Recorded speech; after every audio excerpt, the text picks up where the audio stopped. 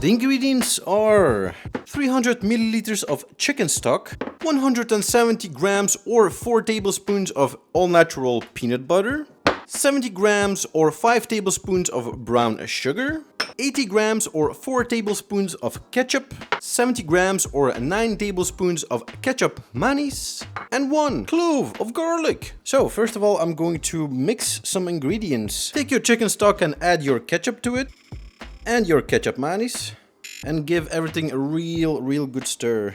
Alright, take a pot or a pan and put it on a fire. Add a little bit of olive oil or any oil you like and let it get hot. Once the oil is hot, press in your garlic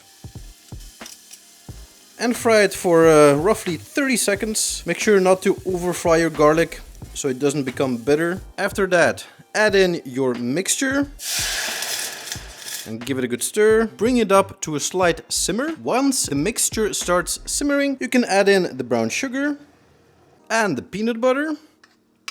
Lower the fire to medium-low. Take a whisk and give everything a real good stir so that the peanut butter starts to dissolve.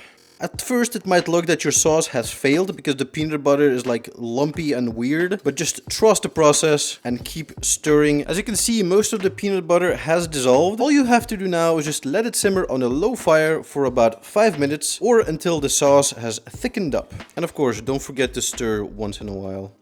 And there you go. Roughly 5 minutes later, this is how the sauce looks. Nice and thick. You can eat this pretty much with anything you like. Mainly it gets eaten with chicken. Very good combination. Food is anarchy. Make you live by your own rules. But chicken is the best.